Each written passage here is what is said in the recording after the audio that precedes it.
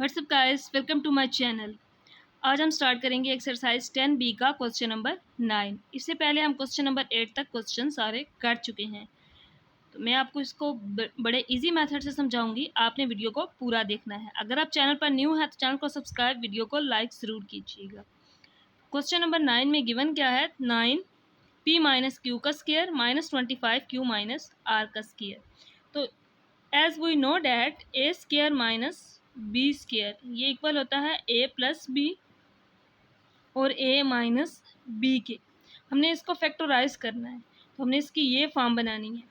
तो यहाँ पे हम 9 को लिख सकते हैं 3 का स्केयर और p माइनस क्यू का स्केयर माइनस 25 किसका स्केयर होता है? 5 का, और साथ क्यू माइनस आर का स्केयर। अब ये पहली टर्म है, हमें इसका स्केयर और इसका स्केयर चाहिए, तो इसको हम इस तरह लिख सकते हैं 3 इंटू पी माइनस क्यू का स्केयर। ये दोनों का स्केयर था, हमने उसे कंबाइन करके लिख दिया क्योंकि हमें वैल्यू चाहिए ए स्केयर की। 5q माइनस आर और फिर इसका लिख देंगे स्केयर।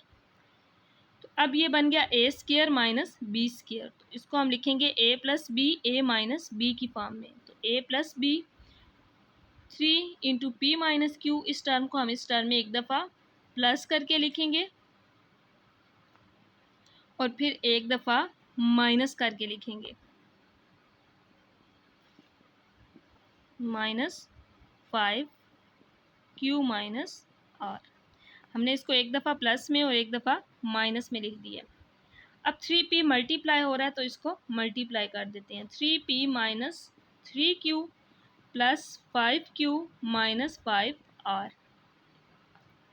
यहाँ पे भी इस टर्म को मल्टीप्लाई करते हैं। 3p minus 3q minus 5q minus minus plus हो जाएगा 5r। अब मज़ीद ये सिंप्लीफाई हो सकते हैं क्योंकि इसमें 2q की वैल्यूज़ आ गई हैं। 3p 5q माइनस 3q, तो ये आ जाएगा प्लस 2q माइनस 5r। इसी तरह यहाँ पे भी q की दो टर्म्स हैं, इन दोनों को सॉल्व कर लेते हैं। 3p 5 और 3 8 माइनस 8q प्लस 5r, तो ये इसके फैक्टर्स होंगे, ये इसका आंसर होगा। हमने इसको रिजोल्व कर दिया इसके फैक्टर्स में, फैक्टराइज किया। तो नेक्स्ट हम करते हैं क्वेश्चन नंबर 10। तो क्वेश्चन नंबर 10 में गिवन है a 8 माइनस b 8, इसको भी हम फैक्टराइज करेंगे। अब 8 पावर है, इसको हमें ये सिर्फ पता है कि a square minus b square जो इक्वल होता है a plus b, a minus b के। हमने इसकी पावर को रिजोल्व करना है, तो इसको हम इस तरह लिख सकते हैं 4 पावर 2, तो ये बनेगा 8। इसी तरह b 4 इंटू 2 यानी कि 4 पावर 2, तो ये बन जाएगा b पावर 8। अब अगर ए स्केयर माइनस बी स्केयर था तो उसको हमने लिखा ए plus b, a minus b. तो अब सिंस अगर ए 4 का स्केयर है तो इसको हम क्या लिखेंगे? A 4 plus b 4 and a 4 minus b 4। तो इसको हम लिख लेते हैं ए 4 माइनस बी 4 प्लस में माइनस में और फिर इसको प्लस में, इसको हमने इस फॉर्म में लिख लिया। फिर अगर दोबारा 4 को हम लिख सकते हैं ए 2 का स्केयर माइनस बी आना यहाँ बी का स्केयर, ये टर्म आ गई। और यहाँ प्लस है, प्लस में फार्मूला नहीं है क्योंकि फार्मूला हमारे पास ए स्केयर माइनस बी स्केयर होता है, तो प्लस वाला तो चेंज नहीं होगा, इसको हम एज इट इज़ लिख लेंगे।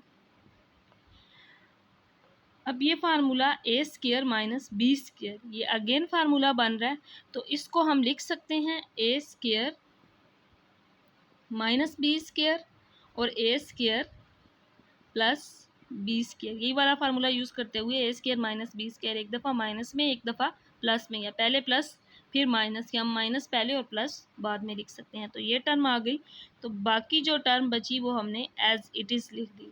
फिर वही प्लस वाले चेंज नहीं होंगे, एज इट इज़ रहेंगे। ए स्केयर माइनस बी स्केयर है तो ये इक्वल होता है a plus b, a minus b के। तो फिर हम इसको लिख लेते हैं ए plus b, a minus B, और बाकी जो टर्म्स हैं हम उसको एज इट इज़ लिख लेते हैं ए पावर 4 प्लस बी पावर 4।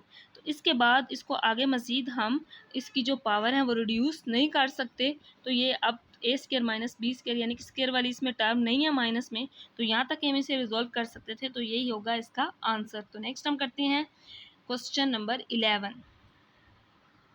तो नेक्स्ट हमने करना है इसका क्वेश्चन नंबर 11, जो कि है a square minus 1 plus 2b minus B square. इसको भी हमने फैक्टराइज करना है।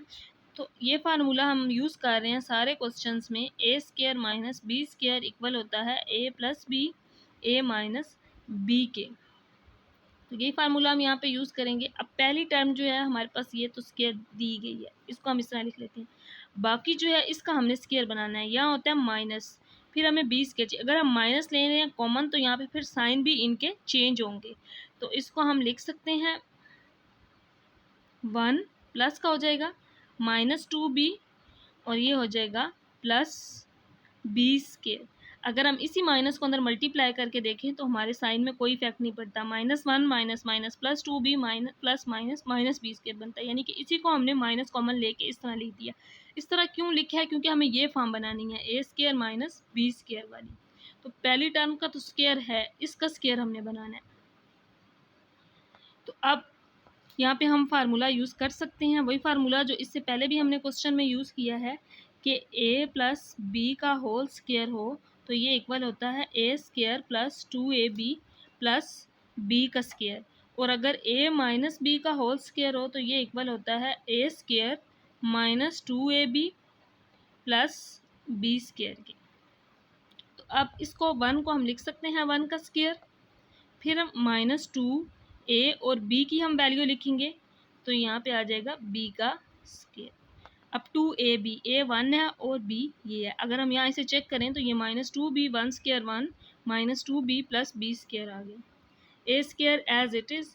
अब a square -2ab plus b square ये किसके इक्वल होता है? a माइनस बी का होल स्केयर। तो अब ये होल स्केयर किसका बन रहा है? 1 माइनस बी का होल स्केयर।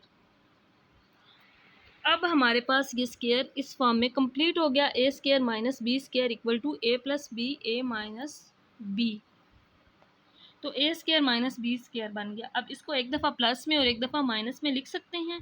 तो पहले हम इसको लिख लेते हैं प्लस की फॉर्म में, फिर इसको लिखते हैं माइनस की फॉर्म में 1 माइनस बी। तो ए प्लस 1 माइनस बी, ए -1 और माइनस माइनस प्लस बी। तो यही होगा हमारा इसका आंसर। या इसको हम इस तरह भी लिख सकते हैं a minus b plus 1 a plus b -1। हमने इसको अरेंज कर दिया, a प्लस बी -1 को बाद में। इसी तरह यहाँ पे भी a माइनस बी और फिर +1 था। तो यही होगा इसका आंसर।